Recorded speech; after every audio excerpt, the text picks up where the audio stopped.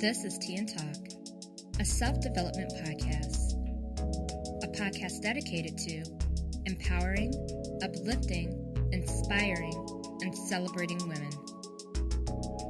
I'm Tiffany Stokes, your host, as well as women's health advocate, blogger, vlogger, and author of Grow Through It. Everyone has a story, and not everyone's story will start or end the same, but you can't judge a book by its cover. Sometimes it may take a few pages, chapters, or even a series to get you to the climax. You will get there if you continue to walk in the path you were destined to walk and keep turning those pages. It's time for you to end that chapter of your life that is holding you back, causing stagnation, self-doubt, self-hate, and negative self-talk. All you have to do is turn the page, sis, and start to write a new chapter. They say a woman is like a cup of tea. You can't tell her strength until you put her in hot water. Well, the water is hot, sis, so let's see your strength. Grab your tea and get comfortable and join me as I get into it on this episode of Tea and Talk.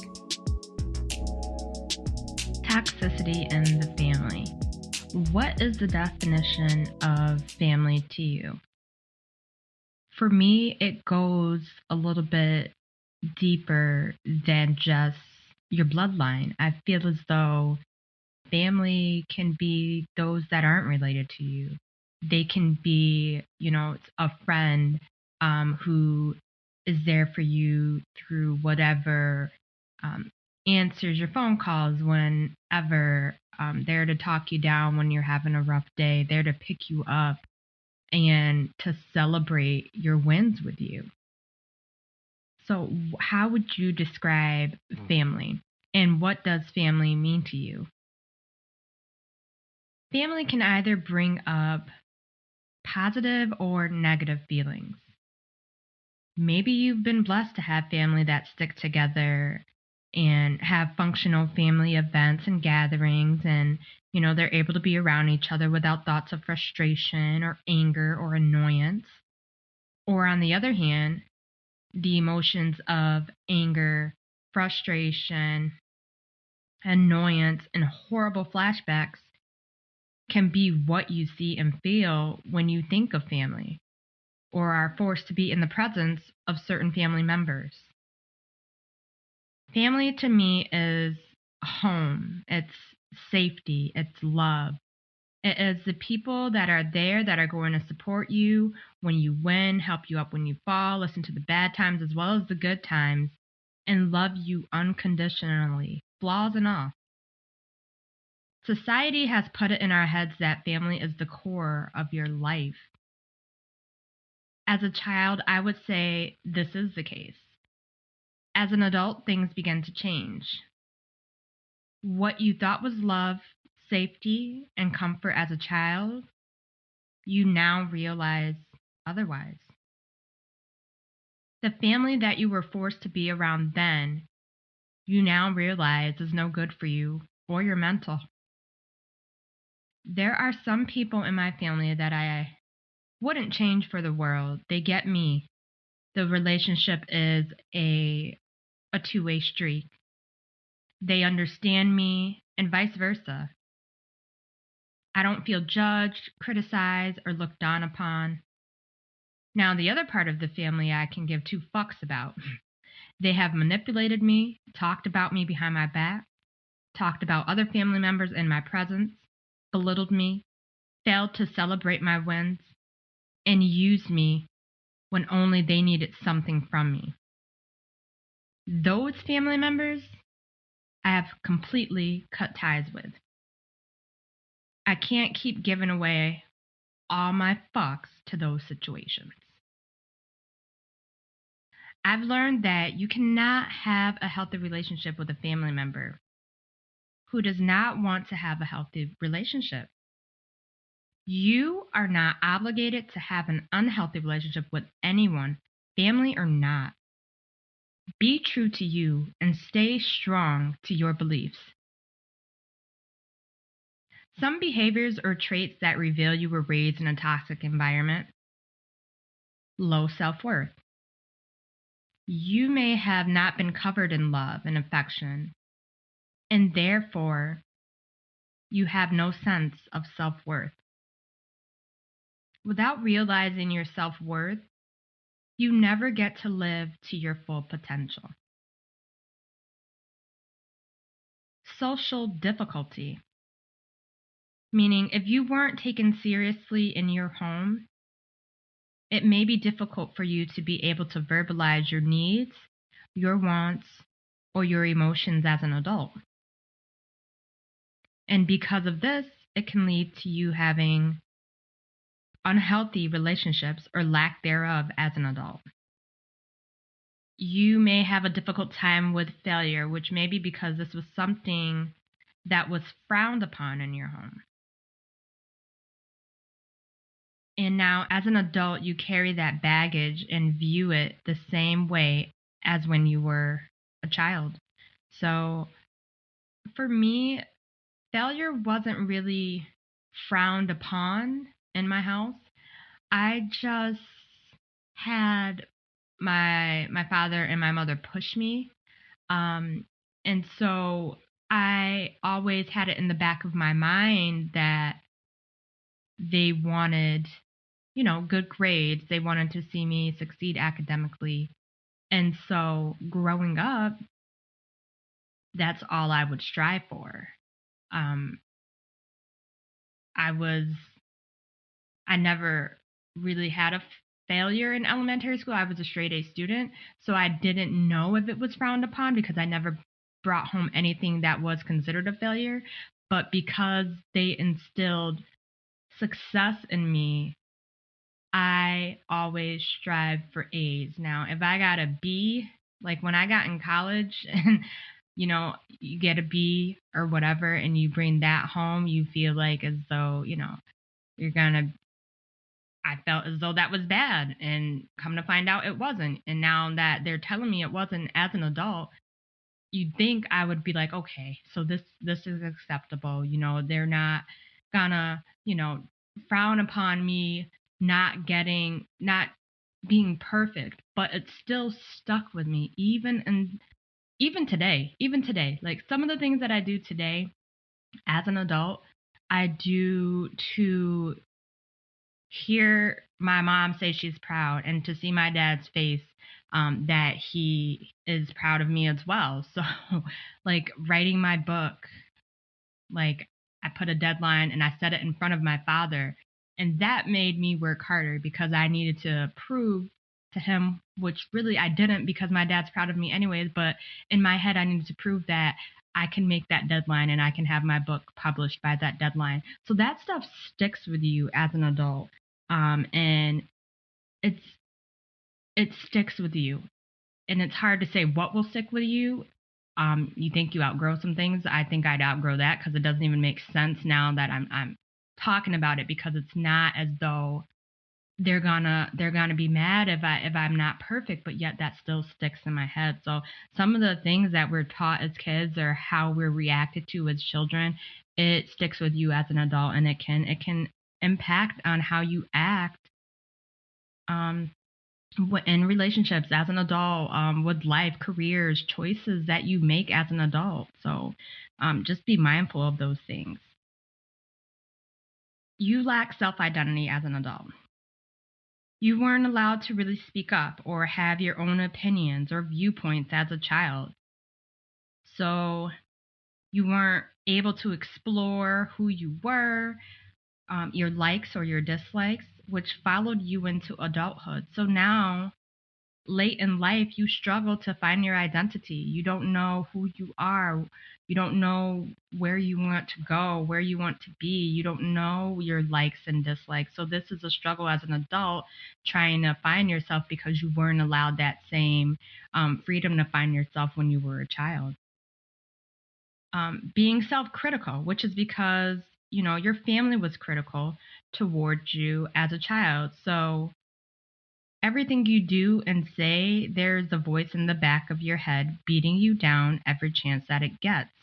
So you carry this into adulthood, and now you're self critical with whatever you do. And like they say, you're your own worst critic. You really are your own worst critic. Growing up in a household where um, your parents or your family was so critical of you, and you take that and carry that baggage all that time to then mirror those characteristics as an adult to yourself. Your emotions are put last. You weren't able to express yourself as a child, makes it hard for you to discuss your emotions as an adult, and that's just cut and dry. If you weren't giving the freedom to, express your emotions, you're sad, you're mad, you're angry, you're frustrated, when you were a child, you really didn't have that quote unquote practice to then know how to continue to grow in that area and be able to express yourself as an adult.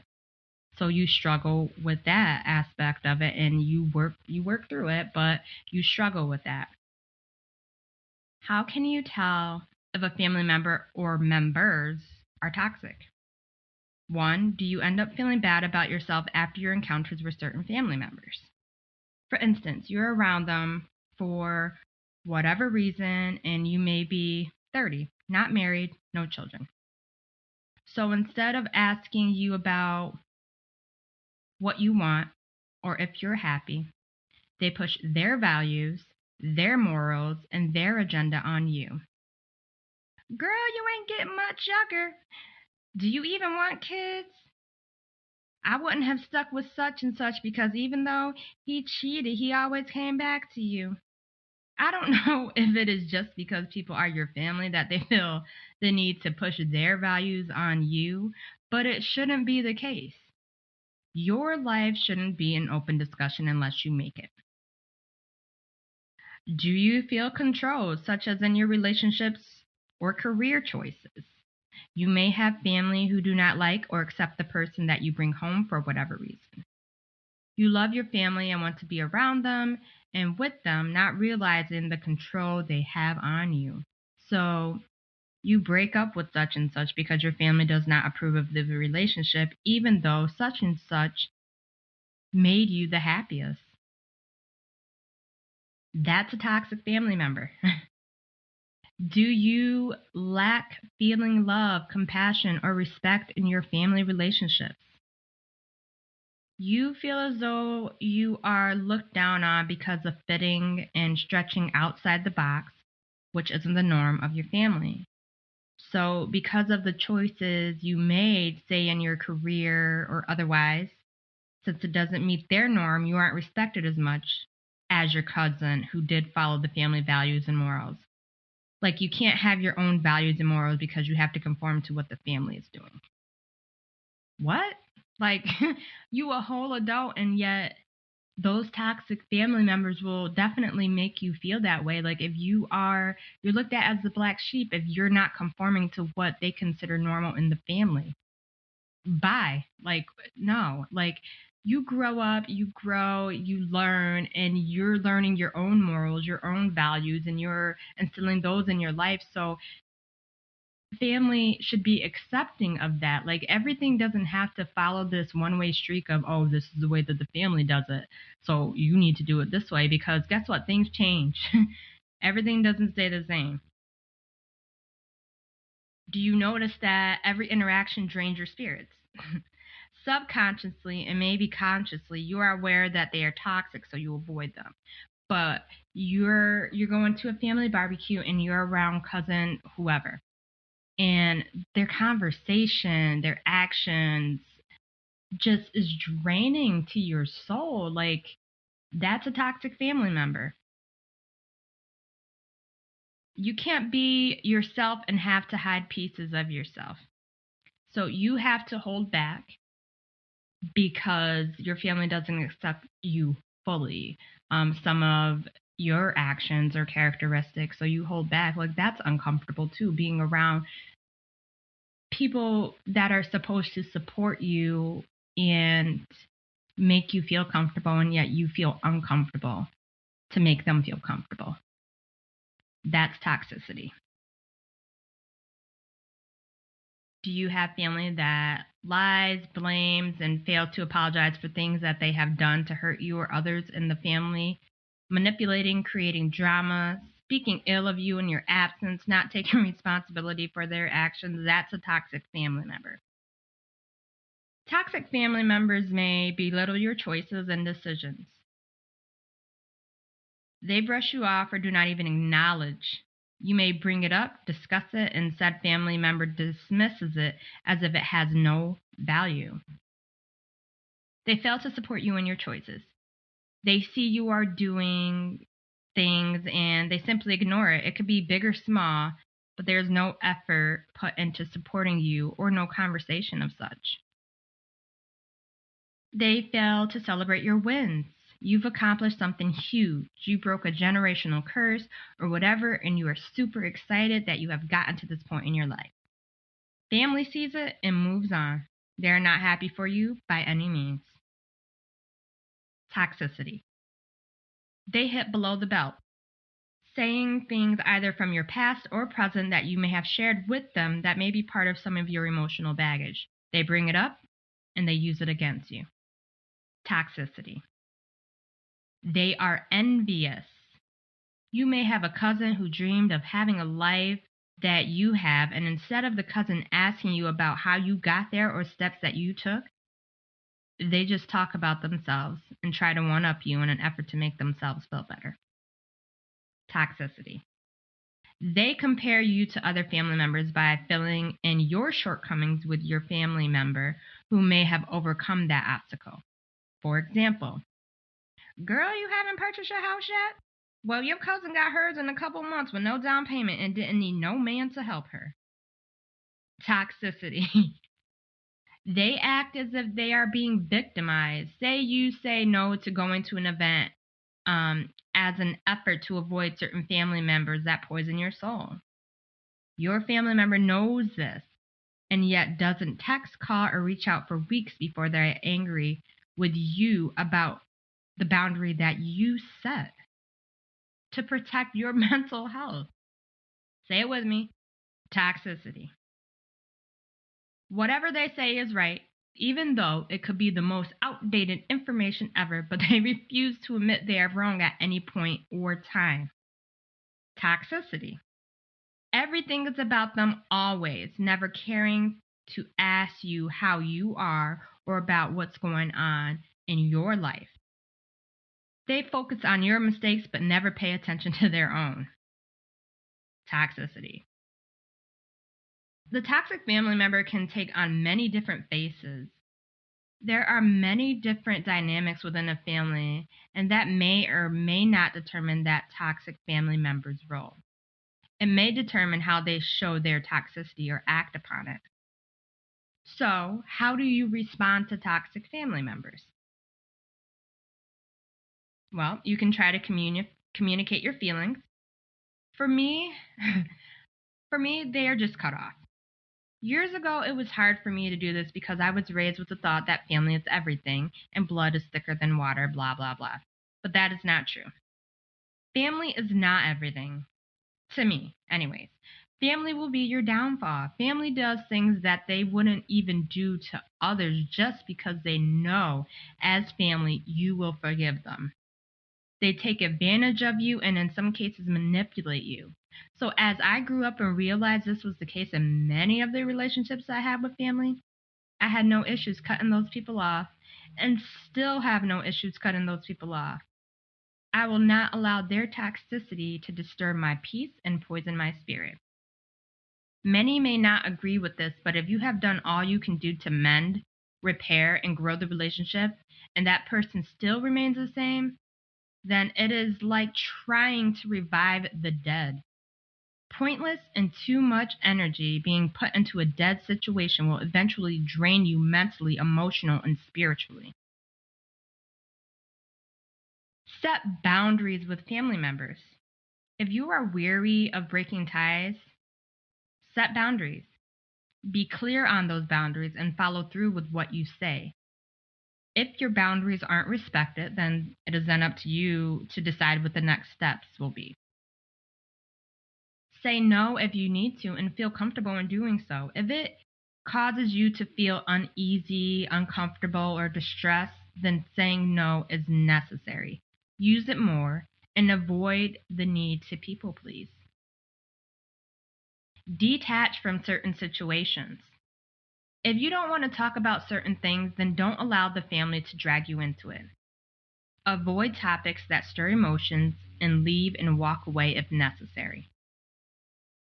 Avoid oversharing.